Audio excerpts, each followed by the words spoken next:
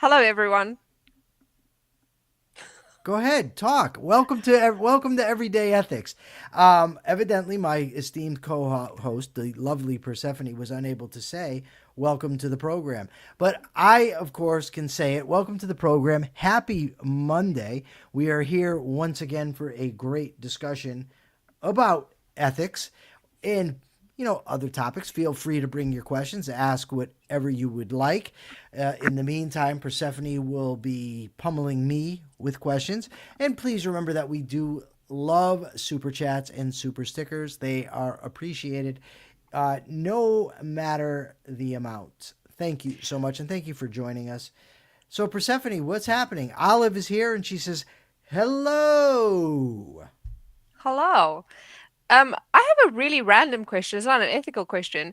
How do you feel about Mondays? I know a lot of people don't, they say they don't like Mondays. I don't Mondays like care. bum them out. I work every day doing the same thing every day, so it doesn't really make a difference to me. I take weekends generally, like from my day job, like I take weekends. I love Mondays. Mondays feel so full of potential for me. Like it's the beginning of the week. I'm pumped. You're I pumped? All love right, well that's good. I'm happy you're pumped. That's great because it works with the show and the self improvement aspect of it. But yeah, like I mean, I woke up at what 5:40 this morning. I've basically been working ever since. And after this, then I've got another show to do. So we're rocking and rolling. And that show, by the way, will be released likely today, sometime tonight with Jim Valiant. We'll be discussing the section of OPAR, Objectivism, the Philosophy of Ayn Rand, that deals with the good. That'll be on my show, The Irrational Egoist. Uh, well, stars for Amy. If you're with your mom, why isn't your mom tuning in? That's what I need to know. Your mom should be tuning in. Your mom needs this show as much as everybody. Daniel, thank you for the super sticker. Okay, so I'm assuming that you've got more questions than just that one. I do, I do. So last week you mentioned that um, when you were deciding whether to apply for something, Sentence reduction. Subby basically told you if you don't do this, like I'm, you know, pretty much done with you. Yeah. How do you make the distinction between like respecting someone's decisions that they make about their own life and Yeah. then sanctioning basically self-destructive behavior in your friends? Where do you draw the line there? I don't sanction self destruction behavior in my friends. There's no line to draw. If a friend is behaving self destructively, I'll tell them so. They, of course, are free as sovereign beings to do whatever they'd like. I'm certainly not going to put my hands on them to get them to stop, but their choices are their own. And if they're so destructive that that destruction is going to be impacting me, then the person has to be cut out of my life.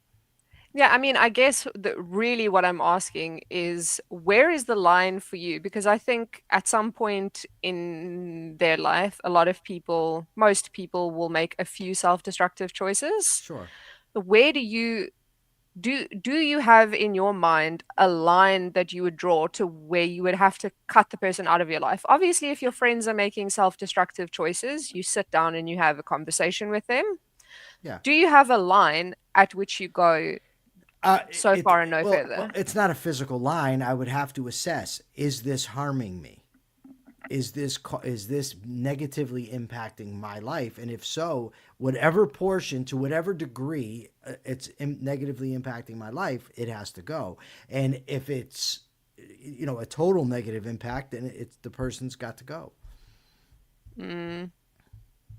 That's a tough one for me, especially if you consider I mean, I guess for me, you have to weigh how much value the person brings to your life versus how much harm they're doing. Well, what would be the difference, Persephone, with what I just said and what you just said? If I d on net the person is a good to me, then they're good. If on net they're bad, then Yeah, they're bad. it is true. I suppose for me personally, and I'm not saying this is the right way to do things. I acknowledge this is the wrong way to do things. My friends, if I like to give like a period of grace, I Okay. guess. So first of all, if you think something's the wrong thing to be doing, then why would you do it? And secondly, why would you think that giving a period of grace is necessarily No, the no, right thing to I do? don't think that giving a period of grace is wrong. I think that I have a tendency to hold on to relationships past the point where they serve me. I acknowledge that this is a problem that I have, and I acknowledge it is something that I need to work on and something that I am working on, but it's not a behavior that I can change immediately, which is why I say, Well, like, even though I know it's wrong, it is still something that I to be to have a be problem with.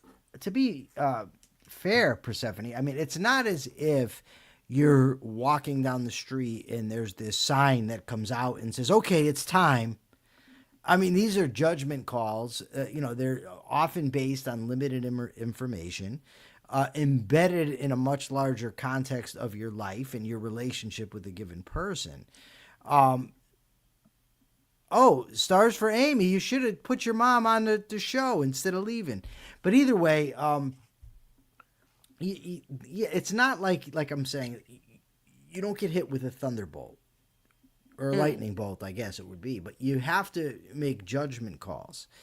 And maybe you'll be wrong, but if there are clear signs that somebody is negatively impacting your life, it's time to do something. It does. Maybe you just have a talk with the person, and then you see, what happens. Where does it go? But you don't just allow somebody to continue to screw up your life without taking any action. That seems to me that's ludicrous. Yeah, but I mean, is it ever really that clear cut? Like, do you think Yeah, yeah. If my in real friend life? in real life, sure. If a friend steals from you, that's pretty clear cut. And that certainly happens where friends steal from you. If my friend attempts to have sex with my girlfriend, then yeah, that's it. We're done. So yeah, there's clear cut things in real life. If I find out that a friend is strung out on heroin and has no interest in quitting, yeah, there's no sense in having that person in my life or is lying to me. I mean, there's all kinds of scenarios where I can say it's clear cut. Often, of course, it's not, but sometimes it is. Sometimes it is. Yeah. I didn't think about those. But yeah, I mean, if someone tries to kill you, I guess Oh, well, that's don't why I get befriend. paid the big bucks. Did you not see the 99-cent super chat or super sticker I received earlier? That's because I'm able to draw those lines. This is very true.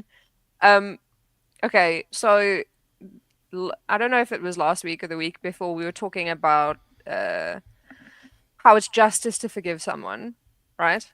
Yes. So if someone has wronged you in the past and like wronged you quite seriously, but they have gone through the work of changing themselves, how how fair is it to be like rationally cautious about letting them back into your life? Very. Like if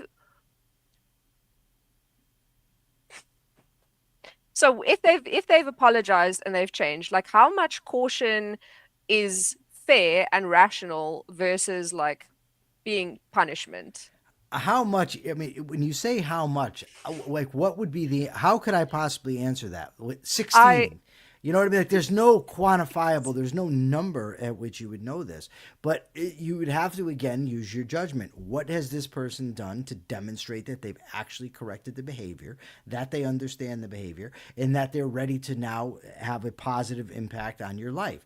You have to assess the evidence, but there's no formula that says how much, right? You have to pay attention to the evidence. Being cautious is certainly fair. I mean, after all, you were the one wronged, right? And it is up to the person to demonstrate that they are indeed sorry and reformed for whatever it was that they've done. But there's no if we're out, we can give you abstract principles, right? That's what Ayn Rand provided me with, abstract principles. But it's up to me to apply them. I have to decide when enough is enough. When is the point?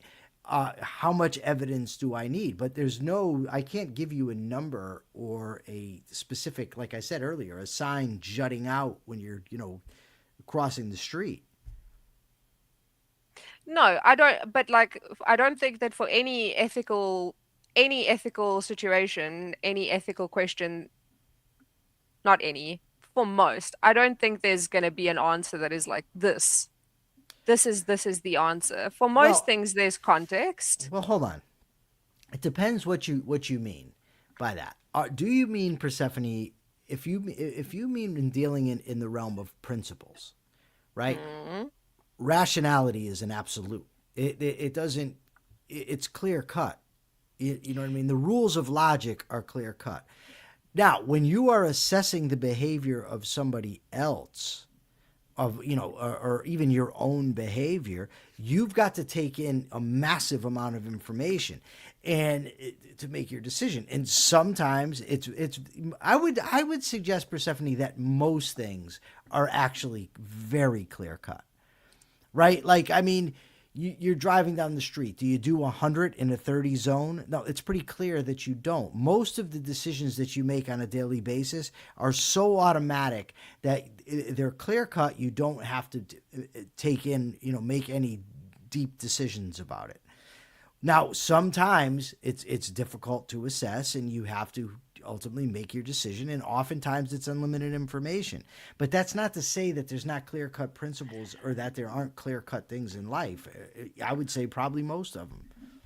No, I know the principles are clear cut, and last week we said for most situations there is the principles of objectivism guide you to a pretty clear answer. But Yes. for so the principles are clear. The principles are clear cut. For most like automatic decisions, yes, like don't break the law, um, things like that.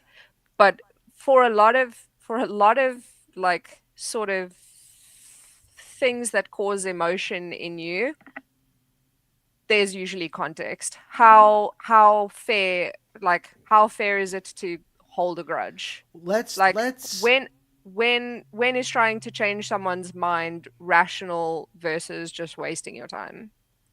um you got to give me a concrete example so that we can really unpack it. Because I feel like we're out in the clouds right now. We need to bring this thing and touch earth So with it. rational caution versus like holding a grudge and holding someone accountable for their past actions. That one. No, Concrete I no no example. no no no no no. That's not what I mean.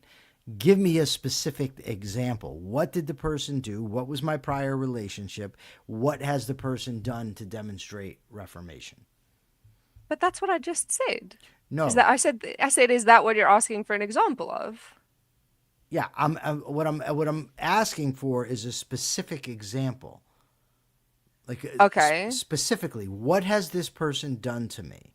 Right, and is it a situation where that this is why I want a concrete, because is it a one off where the person was in a bad mood and did something unethical to me, or is it part of a larger pattern? Is it somebody I've just met, or is it somebody I've been friends with since childhood? Does the person, even beside this, not bring much value to my life, or does the person bring an abundance of value to my life? We have to have a specific concrete to evaluate. Okay. So the person in question is a sibling, Okay. right? And the wrong that they caused was they used to do drugs.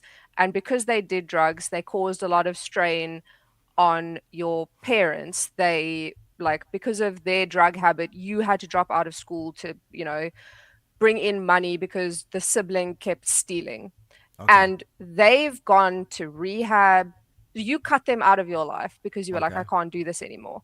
So they've now gone to rehab. They've reformed. They've apologized to the parents. They've tried to like pay back what they could. Okay.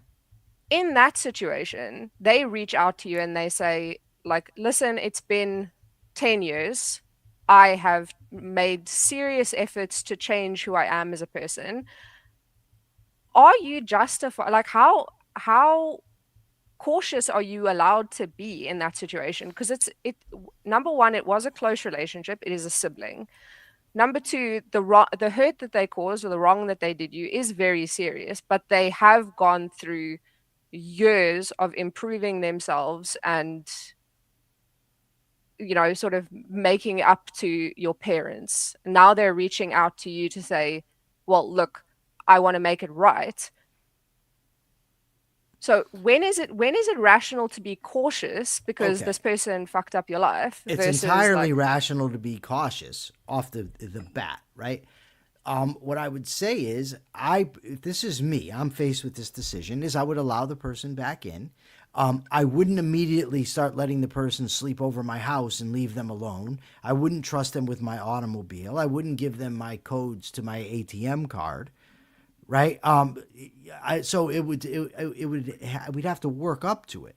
We like any relationship. Imagine if you had a new relationship with somebody. You've never met this person and you just meet them. You don't just start trusting them with everything right away, right? It takes time to build that up. And it would be the same thing here where you could be cautious. You can certainly be respectful to the person, interact, converse, and rebuild the relationship. But it's going to take time. It doesn't happen right away, and that's the price that the person pays for their past bad actions. That it doesn't just come back right away. They're not immediately forgiven. They have to show you that it's worthwhile for you to have them in your life. so in that specific situation, do you think you owe it to that person to give them a second chance? I think I don't owe anybody on the planet to be in my life. Yeah. Nobody, right?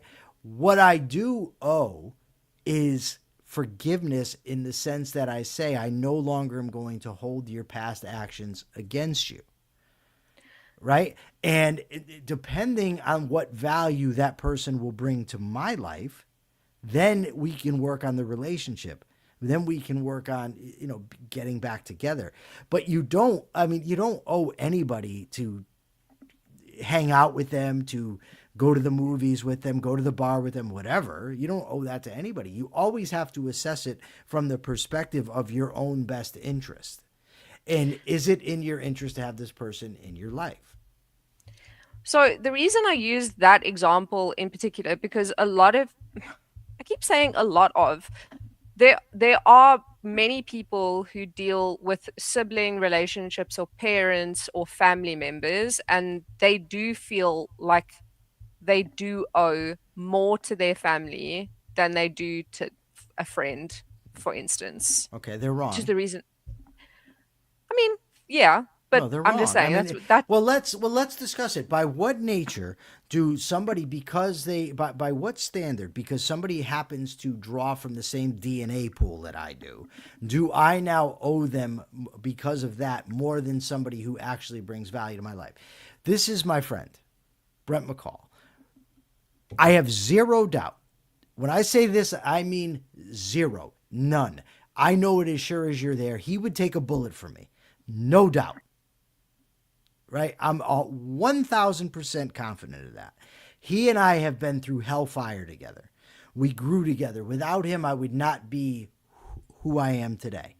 He has gone above and beyond to be my friend, um, beyond what any family member has done.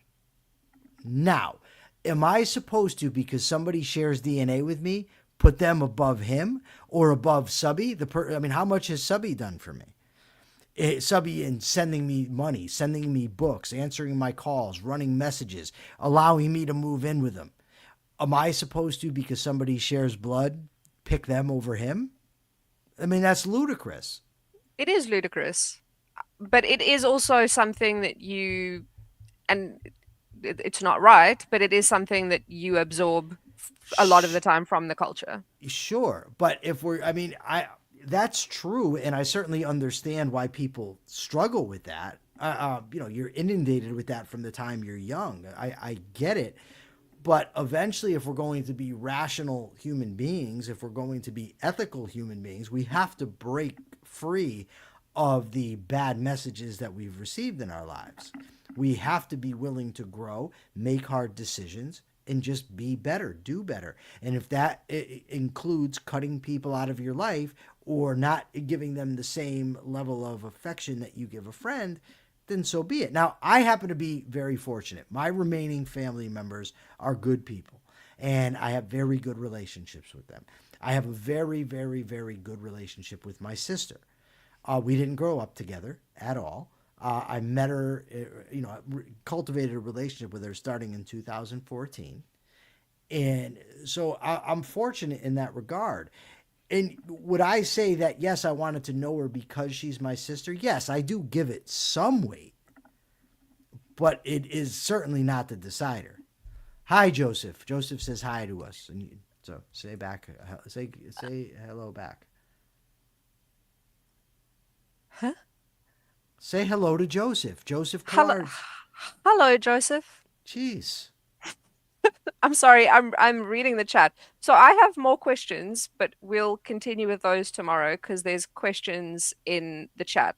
So Mr. Deagle says how Let's to back in up a little bit though. Back up beyond because there were stuff before Mr. Deagle.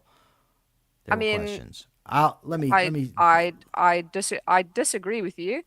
Okay. Um, Yes, Mr. Deagle's someone first. asked, yeah, someone asked what's the topic of today's show. The topic of today's Okay. show is me grilling Michael about ethical things. And we love it. So That's what we're going to be doing from now on. By the way, go ahead, Persephone. okay, so Mr. Deagle says how to in person deal with people who hold evil ideas. If you find out that somebody is a Nazi, should you condemn them harshly or try to convince them more mellowly? Again, so it depends on so many factors that you're not telling me. I mean, is the person showing that they're, are they explicitly yelling "Hail Hitler, kill the Jews"? Because those people generally aren't rational. Is it somebody who has bought into propaganda? He's been reading things about the protocols of the learned elders of Zion that, he's new to study, and this happens to be the direction that he's gone, but he's open to reading new stuff, open to, reading new ideas, listening. It depends on that. It depends on how open he is, how honest he is. Now, I have a hard time fathoming that somebody could be a literal Nazi and still be open to reason. But there have been people that were once white supremacists who changed, who, switched their ideas. So I have to imagine it's possible, but it's going to depend on a lot of factors.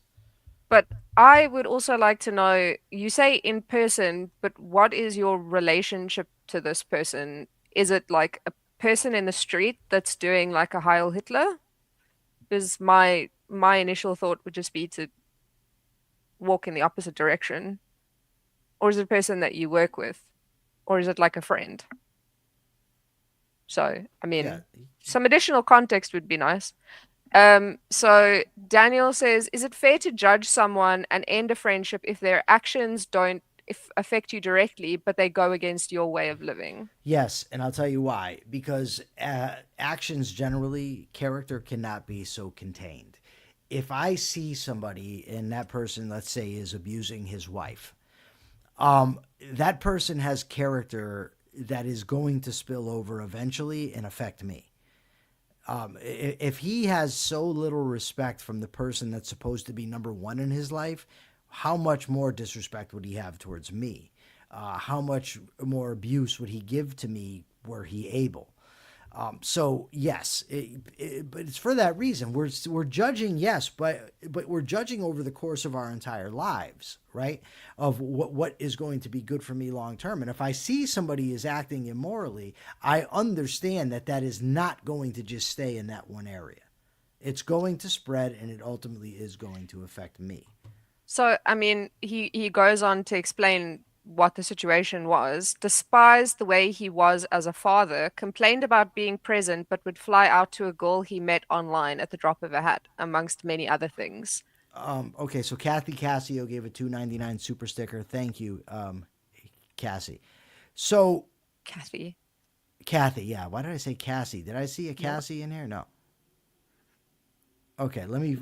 So in this situation, again, it's the same thing. If somebody's acting like that toward their own children, then how are they going to act toward you?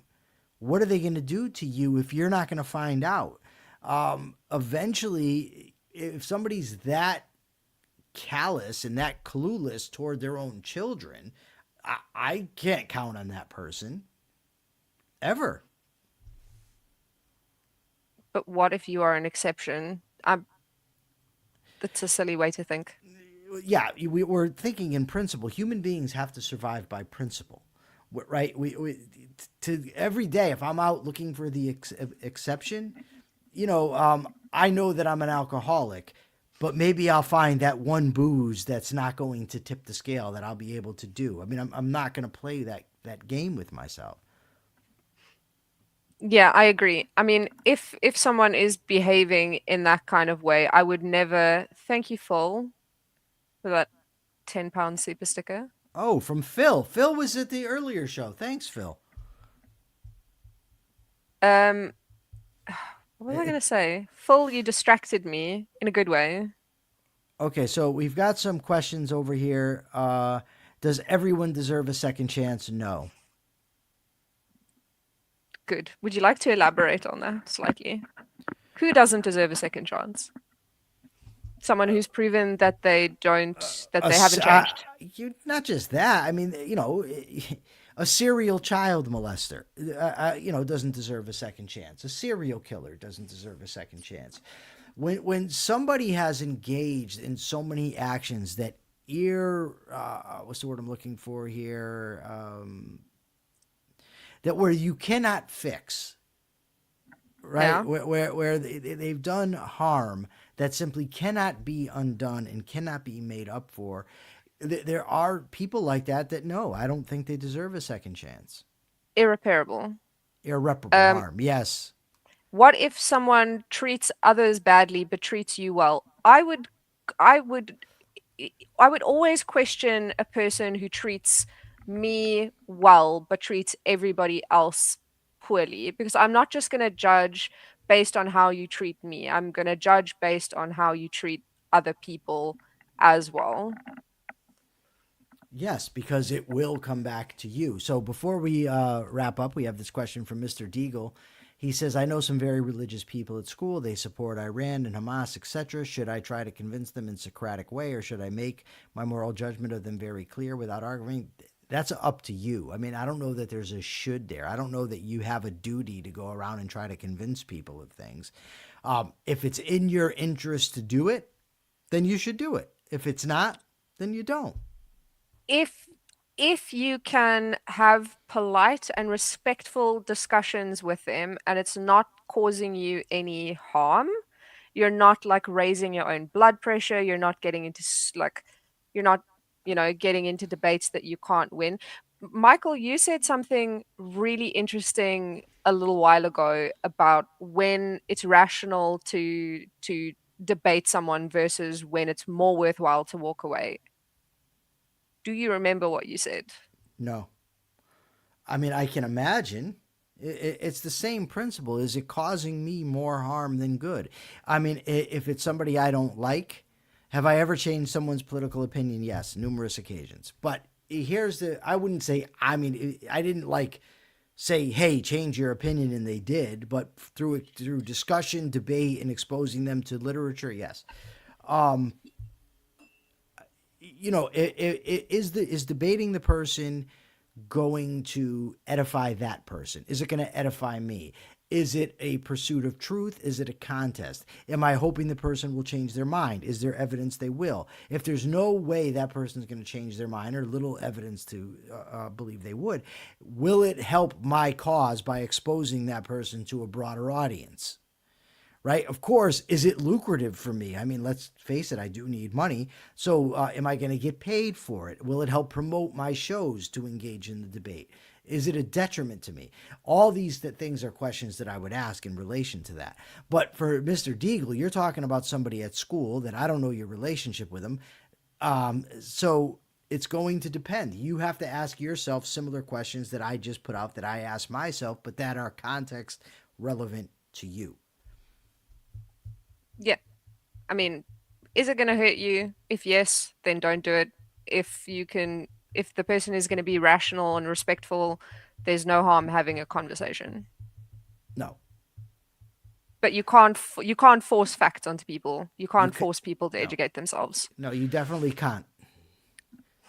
You can't do it. But what we can do is we can come back here tomorrow, 2:30 p.m. Eastern time for another great discussion. Bring your questions, bring your wonderful attitudes. Amy, bring your mom. Um, and what? I can't tell her to bring her mom. Bring your mom. Yeah, she's Yeah. talking about her mom in the chat. What do you mean? Don't forget that we have a group Zoom call this weekend, guys. On the So Patreon. on the Everyday Ethics Patreon, don't forget the link will go out on Thursday or Friday. Looking forward to seeing Awesome. everybody I there. can't wait. It's going to be a ton of fun. I'm looking forward to it. Until tomorrow, everyone, remember to be ethical. See you tomorrow. Bye.